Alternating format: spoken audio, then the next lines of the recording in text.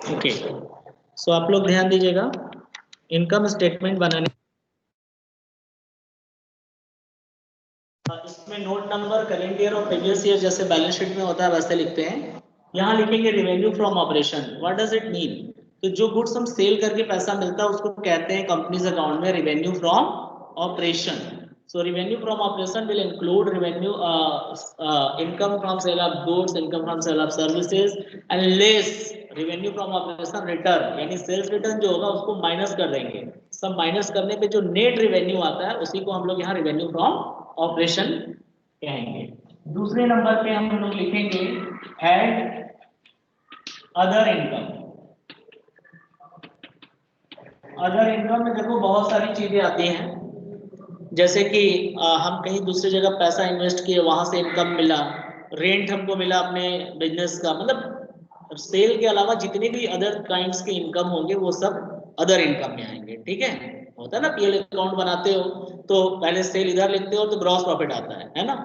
तो सेल तो इनकम है, साथ में जितना पीएल अकाउंट के क्रेडिट में दिखाते हैं जितना इनकम, पीएल अकाउंट के क्रेडिट में क्या दिखाते हो आप? इनकम ही तो दिखाते हो, rent received, commission received, interest on investment, interest on debenture, ये सब दिखाते हो ना जो मिलता है। तो जो भी इन्वेस्टमेंट का income, sale profit on sale of fixed assets हो गया, जितने भी अदर इनकम होंगे वो सब हम यहाँ पर ऐड कर देंगे। ठीक है, सो ऐड करने पे जो तुम्हें मिलेगा, यानी ऐड करने पे ये जो आएगा तुम्हारा टोटल इनकम हो जाएगा। क्या होगा? Total income. ठीक है, तो देखो आप लोग टोटल इनकम को दूसरे नंबर पे रखा है या तीसरे नंबर पे रखा है? टोटल रेवेन्यू, वही सॉरी इनकम क्या दे रहे हैं, तो रेवेन्यू। तो देखो पहला नंबर दिया होगा रेवेन्यू फ्रॉम ऑपरेशन को, दूसरा नंबर क्या दिया है? ऐड वाले को दिया है, और तीसरा दिया है टोटल रेवेन्यू। ठीक है, तो टोटल रेवेन्यू तो ये हो गया। अब इसके बाद चौथा जो कॉलम होगा वो होगा लेस एक्सपेंसेस। अब एक्सपेंसेस डायरेक्टली दिया हो तो ठीक है, लेकिन एक्सपेंसेस डायरेक्टली ना देकर उसके कंपोनेंट दिए होते हैं, है ना। तो कंपोनेंट में देखो क्या है, मैं उसको शॉर्ट में लिखवा दे रहा हूं, C P C D E F O. ये याद हो सकता है, C P C D E F O, C P C D E F O. इतना पहले इनिशियल याद करो। देखो बड़ा चीज को याद करने का तरीका है, पहले उसको हम अपने तरीके से कन्वर्ट कर लें। यानी ये सब किसका पार्ट है? एक्सपेंसेज का। तो सी का मतलब यहां पर हो गया cost of material consume, cost of material consume. ठीक है, कॉस्ट ऑफ मटेरियल कंज्यूम्ड हम लिखेंगे सी। टी पर होगा purchase of stock in trade. तो देखो जरूरी नहीं कि सारा चीज दिया हो, कोई भी चीज दिया हो सकता है। और ये सब कैसे कैलकुलेट पता करेंगे कि कॉस्ट ऑफ मटेरियल कंज्यूम्ड में क्या आएगा, purchase of stock in trade में क्या आएगा। तो आपका पहले चैप्टर में एग्जामिनेशन नोट के पॉइंट ऑफ व्यू से बैलेंस शीट के इंफॉर्मेशन दिए होंगे, और जो इनकम स्टेटमेंट का जहां फॉर्मेट दिया होगा उसके बाद उसका एक्सप्लेनेशन दिया होगा। So you can go through that topic. ठीक है, तो purchase of stock in trade. फिर सी पर क्या हो जाएगा? Change in inventory, change in inventory. यहां जो इन्वेंट्री होता है ये ओपनिंग माइनस क्लोजिंग होता है, ना कि माइनस ओपनिंग। ठीक है, इकोनॉमिक्स में आप लोग क्या change in inventory closing minus opening करते हो, वैल्यू एडेड फॉर्मेट में कैलकुलेट करने के लिए चेंज इन या डेल्टा जो स्टॉक निकालते हो, क्लोजिंग प्लस करते हो, ओपनिंग माइनस करते हो। बट यहाँ पर ओपनिंग माइनस क्लोजिंग, जैसे क्लास 11 में किया, ओपनिंग ऊपर प्लस करते हो, क्लोजिंग माइनस करते हैं। चेंज इन इन्वेंट्री, इन्वेंट्री में क्या क्या होता है? Inventory of raw material, inventory of finished goods, inventory of जो हमारा वर्क इन प्रोग्रेस, ये सारा होता है। फिर उसके बाद डी। ठीक है, तो डी पर हो जाएगा डेप्रिसिएशन एंड अमोर्टाइजेशन। ठीक है, depreciation and amortisation of expenses. समझ में आ रहा है ना? डेप्रिसिएशन मतलब समझ रहे हो, depreciation we record the decrease in the value of fixed tangible assets amortisation क्या होता है? जब इनटेंजिबल एसेट्स को राइट ऑफ किया जाता है, ठीक है, तो उस यहां तक हो गया डीई, डी हो गया, अब है E, F O, employ benefit expenses, employ benefit expenses, ठीक है। और एफ पर होगा finance cost, finance cost, and C O है लास्ट में अदर एक्सपेंसेस। तो देखो ऐसे याद करना पड़ा तो बड़ा लगता, चलो फिर उसको हम एक्सप्लेन कर सकते हैं, है ना। सो तरीका है। अब देखो एम्प्लॉय बेनिफिट एक्सपेंसेस में क्या होता है, तो सीओई पढ़ा है इकोनॉमिक्स में, कंपनसेशन ऑफ एम्प्लॉइज, तो उसमें क्या क्या चीज आता है, wages, salary, so like that यहाँ पर भी होगा, प्रोविडेंट फंड, वेजेस, सैलरी, सब कर सकते हो जैसा दिया हो क्वेश्चन में, बट एक तरीका मैंने सीपीसीडीएफ को याद कर लिया तो तुम्हें लर्न हो जाएगा उसी सीक्वेंस में, है ना। सो वैसे आप याद करोगे तो भूल जाओगे, इनिशियल याद करो फिर याद करो। पहला सी का मतलब कॉस्ट, आगे तुम खुद ही कर लोगे, कॉमर्स का स्टूडेंट हो। Cost of material consume, P for purchase of stock, उसको कहते हैं purchase of stock in trade. फिर तुम्हारा change in inventory, inventory of raw material, inventory of work in progress और inventory of finished good.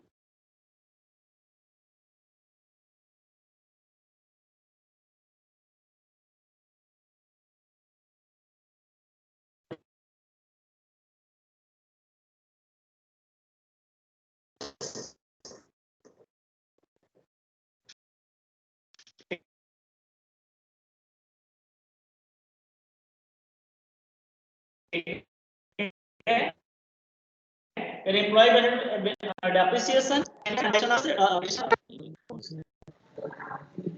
Okay. So के students, तो हमारे ख्याल से यहां तक समझ में आ गया, अदर एक्सपेंसेस तक आप लोगों को समझ में आया? आप लोग बताइए भाई। महिमा सिंह, हाँ सर। CPCDEFO क्लियर है? यस चलिए सर। ठीक है। अब देखो आगे कैसे और करते हैं इसमें हम, ठीक है। सो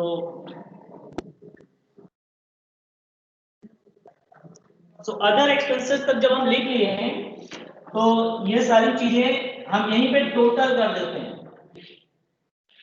ये क्या है, टोटल एक्सपेंसेस, ये आपका टोटल एक्सपेंसेस आ जाता है, फोर्थ वाला कॉलम, ठीक है। तो फिफ्थ कॉलम निकलता है प्रॉफिट बिफोर टैक्स। कैसे, हम टोटल रिवेन्यू से टोटल एक्सपेंसेस जो है उसको माइनस कर देते हैं।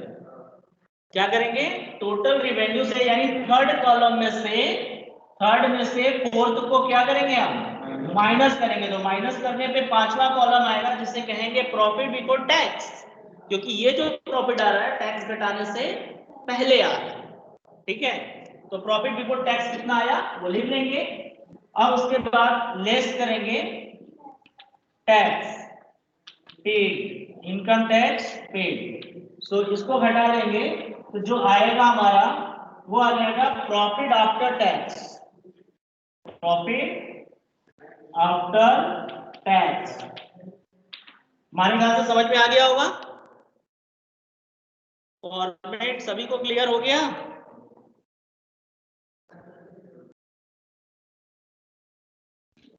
बताइए आप सभी लोग। तनिष्का, यहाँ पर टीएस कौन है जी? Tanya, Tanya, yes sir. बेटा क्लियर है यहाँ तक? Yes sir. ठीक है। सो देखो फॉर्मेट यही इनकम स्टेटमेंट का होगा, ठीक है। अब कंपैरेटिव में अगर इसको कन्वर्ट करना है, ध्यान से समझो, कॉमन साइज और कंपैरेटिव कैसे होता है। कंपैरेटिव में क्या करना होता है, हमें ये प्रीवियस ईयर को पहले लिखना होता है, ठीक है। कंपैरेटिव में हमको प्रीवियस ईयर को पहले लिखना होगा, याद रखो।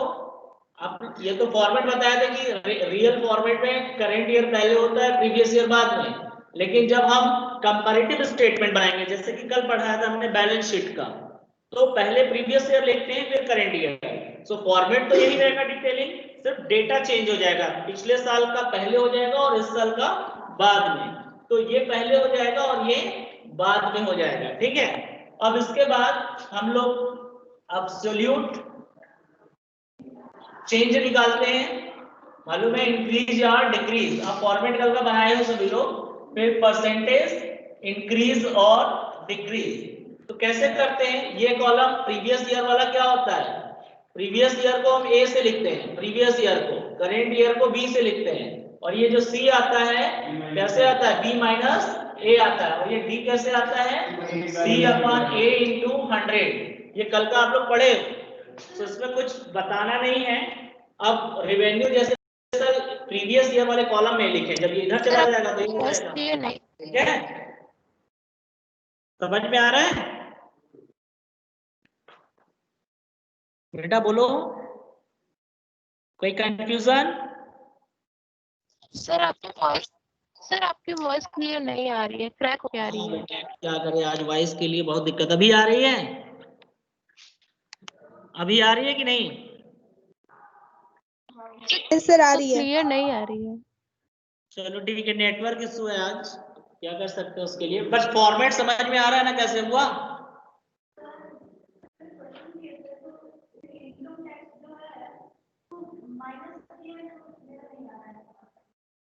देखेंगे क्या है। सो ये फॉर्मेट है कंपैरेटिव का। कॉमन साइज का फॉर्मेट हम बता दे रहे हैं, जल्दी से आप लोग देख लो।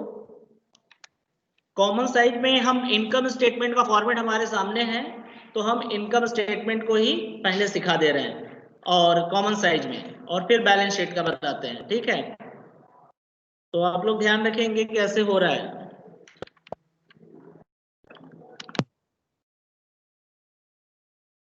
अब हम इसी को चेंज कर दे रहे हैं, प्रीवियस पहले कंपैरेटिव स्टेटमेंट बताने जा रहे हैं हम लोग, आप लोगों को ध्यान रखिएगा।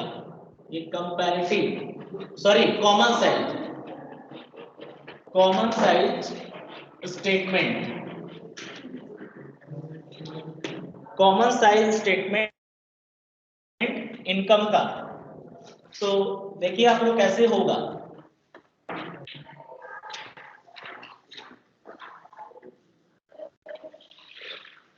बहुत ही सिंपल है, यह होगा percentage from, percentage of revenue from operation, या परसेंटेज फ्रॉम लिख देते हैं।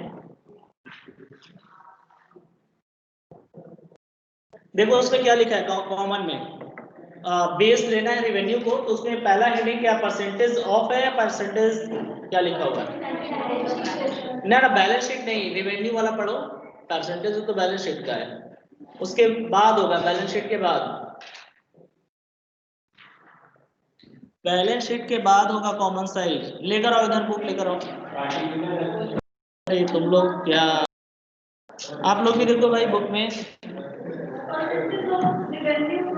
वही मैं बोल रहा था, percentage of revenue from operation है ना। हाँ ठीक है, हाँ लिखा तो है, वही तो लिखी रहता, percentage of revenue from operation, ठीक है।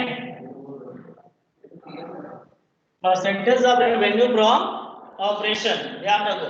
सो यहाँ पर मान लेते हैं ये 2018 है और 2019, तो 2018 और 2019 इस सब में परसेंटेज लिखाना है, ठीक है। तो रेवेन्यू फ्रॉम ऑपरेशन, यानी रेवेन्यू फ्रॉम ऑपरेशन को हमेशा बेस लेंगे, इसको बेस लेंगे रेवेन्यू फ्रॉम ऑपरेशन, क्योंकि ऊपर हेडिंग में जो लिखेंगे हम उसी को बेस लेंगे, ठीक है। अब मान लो कि रेवेन्यू फ्रॉम ऑपरेशन पिछले साल मान लेते हैं कि 5 लाख का था, ठीक है, और इस साल, ठीक, और इनकम, अदर इनकम जो था वो 2 लाख का था, और ये 4 लाख का है, ठीक है। फिर टोटल करेंगे हम लोग 7 लाख और 12 लाख। ये तो क्वेश्चन में दिया रहेगा डेटा ना, आप फॉर्मेट लिखोगे तो उसके साथ उसका अमाउंट तो दिया ही रहेगा, पहले ये लिख लो। फिर एक्सपेंसेज में मान low cost of material consume 1 lakh है, ठीक है। Purchase of stock in trade मान लेते हैं 50,000 है, चेंज इन इन्वेंटरी नहीं दिया है मान लो, डेप्रिसिएशन दिया है मान लो 50,000 डेप्रिसिएशन भी दिया है। फिर employee benefit expenses suppose that 2 lakh है, ठीक है। So now finance cost is 50,000 और अदर एक्सपेंसेज 20,000। अदर एक्सपेंसेज कितना हो गया 2 लाख 50 और 4 लाख 50, 4 लाख 70,000, 4 लाख 70,000 है ना। सो 4 लाख 70,000 अब 7 लाख में से माइनस करेंगे तो कितना आ जाएगा 4 lakh 70,000 minus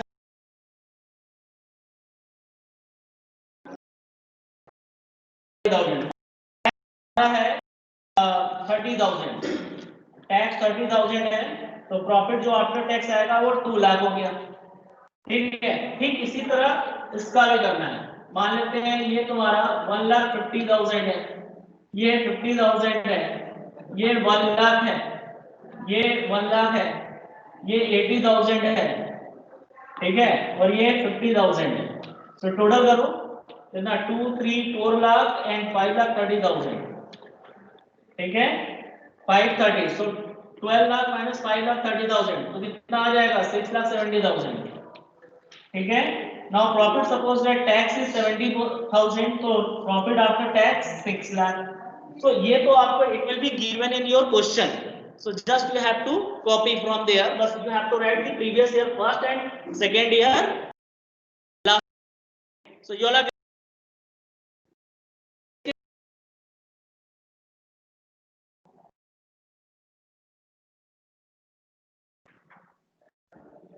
screenshot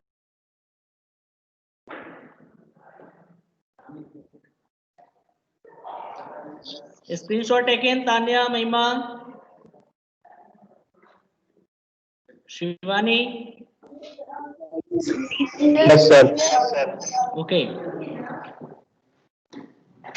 So now I am coming to calculate the percentage. So देखो how to calculate in common size. So you will see. So we are taking the base revenue from operation. So कैसे निकलेगा आप देखो यहाँ पर, मैं left hand side आपको दिखा रहा हूँ। रेवेन्यू फ्रॉम ऑपरेशन कितना है 5 लाख है 2018 का, बेस भी 5 लाख है इंटू 100, तो क्या होगा जिसको बेस लेंगे वो हमेशा 100% होगा, ठीक है। ये 100%, 2019 का भी आपका 100% आएगा क्योंकि 2019 के लिए 2019 का रेवेन्यू होगा। सो बेस ईयर हमेशा 100% पे होता है, मालूम है। अब देखो उसके बाद अदर इनकम, अदर इनकम तुम्हारा कितना लिया 18 में 2 लाख और रेवेन्यू कितना है 5 इंटू 100, सो 5 20 जा 22 जा 40, सो ये कितना आ रहा है 40%, ठीक है। अब तुम देखो कि 7 लाख टोटल रेवेन्यू है और revenue from operation 5 lakh into 100, तो इससे डिवाइड कैंसिल करेंगे 20 और 7 कितना आ रहा है 140%, ठीक है। सो इसी तरह जिस ईयर का डेटा हम कैलकुलेट करें उस ईयर के रेवेन्यू को बेस लेके करेंगे पूरे आइटम का, that is what common side. It says about कि total income of the revenue from operation कितना है, total expenses revenue from operation का कितना पोर्शन है, ये हमको बताता है, ठीक है। तो अब देखो इसी तरह अब एक्सपेंसेस का टोटल अगर हर एक आइटम का बनाओ 1 लाख अपॉन 5 लाख इंटू 100, फिर 50,000 अपॉन 5 लाख इंटू 100, ऐसे करके हम लोग कैलकुलेट करेंगे। ठीक इसी तरह हम लोग इसका निकालेंगे 2019 का, 2019 का भी आप देखो एक आध कैलकुलेट करके में, जैसे कि 4 लाख दिया, मैं यहाँ दिया 19 का अदर इनकम, टोटल रेवेन्यू कितना है 8 इंटू 100, तो ये 2 हो गया, 2 से ये 50, तो ये कितना हो गया 50%। फिर ये कितना है 12 लाख है, ठीक है, और ये टोटल रेवेन्यू कितना है 8 है, सो इनटू 100, सो 4 3 जा एंड 4 2 जा 2 5 जा, सो 53 जा 150%। समझ में आ रहा है? फिर इसी तरह इसका भी निकालेंगे, हर एक आइटम का सेपरेटली एक एक को कैलकुलेट करना है और taking the base revenue from operation of the related year, जिस ईयर के डेटा का परसेंटेज फाइंड कर रहे हैं उस ईयर का रेवेन्यू को बेस लेना है। क्लियर है कैसे बनेगा? सिर्फ आपको ये याद रखना है, वही चीज है, ये ए हो गया, ये बी हो गया, ठीक है, सॉरी यहाँ पर ए बी वाला तो नहीं, अच्छा कंपैरेटिव नहीं है, यहाँ पर हमेशा बेस लेना है हमें, हर एक आइटम का बेस जो होगा वो रेवेन्यू होगा, ये याद रखकर चलना। और रेवेन्यू का मतलब ही यहाँ पर नेट रेवेन्यू है, रेवेन्यू फ्रॉम ऑपरेशन रिटर्न करने के बाद जो आता है वो रेवेन्यू फ्रॉम ऑपरेशन में लिखते हैं। Is there any confusion? यहाँ तक है सभी को क्लियर? कैसे कैलकुलेट करेंगे ये समझ में आ गया? 18 का 18 वाला का बेस लेंगे और 19 के लिए 19 का रेवेन्यू बेस लेंगे, और हर एक आइटम का लास्ट आइटम तक का सबका परसेंटेज निकालना है। ठीक इसी तरह हम लोग को बैलेंस शीट का भी करना है, तो हम बैलेंस शीट का भी दिखा देते हैं। Balance okay, so okay student, this is clear all of you how to calculate?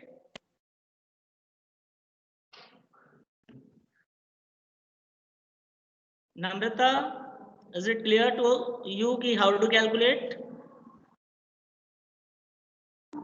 Yes, sir. Okay, Shreya Singh. Yes, sir. Shreya Singh clear है? Yes. चलिए Yes, sir. ठीक है, अब हम लोग बैलेंस शीट के बारे में पढ़ लेते हैं। ठीक है, 2 मिनट बचा है, बैलेंस शीट का भी कैलकुलेट कैसे करेंगे वो फॉर्मेट बता देते हैं, जल्दी जल्दी से आप लोग नोट कर लो। 2 मिनट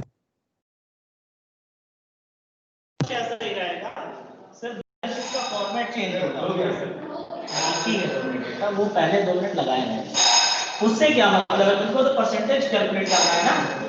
तो तुम देखो कैसे होगा, आपका ये चैप्टर तो खत्म हो जाएगा, इसी तरीके से होना है। यहाँ पर सिर्फ आपको हेडिंग चेंज करना है। बैलेंस शीट का देख लो,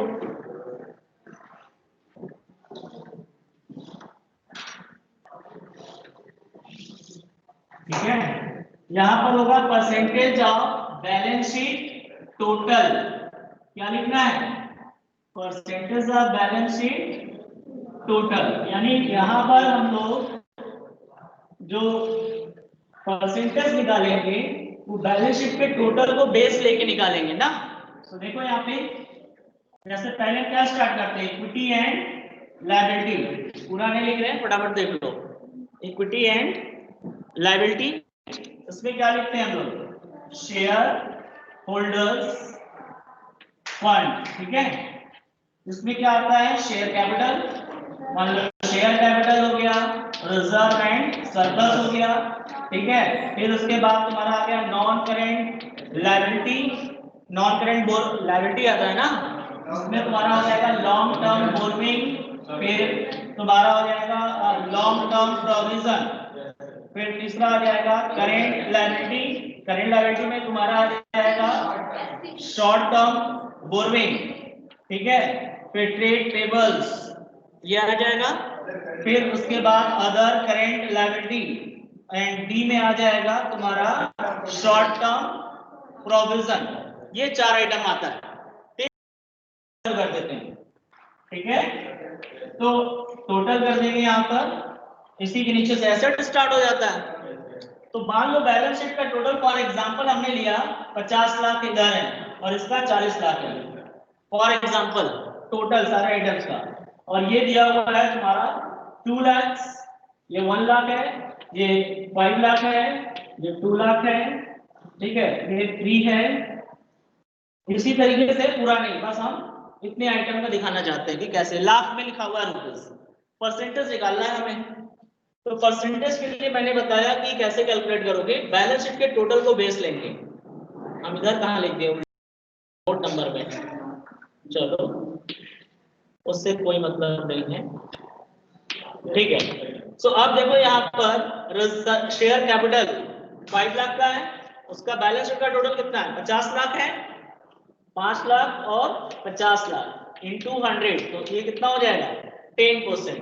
सो किसका निकाला हमने 18 का निकाला, तो 18 वाले में लिखेंगे 10%, ठीक है। और इसमें कितना है 4/40 इंटू 100, 4 कितना इसका है और इसका टोटल कितना है 40 है इंटू 100। सो ये कैंसिल हो जाएगा 10 टाइम्स में 10% इधर हो जाएगा।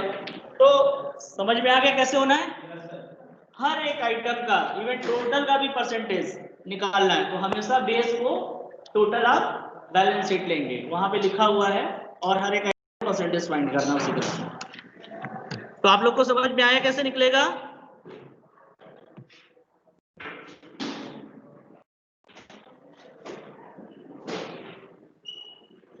गुड़िया, गुड़िया, यस सर। क्लियर है कैसे परसेंटेज फाइंड करेंगे? हाँ सर। नम्रता,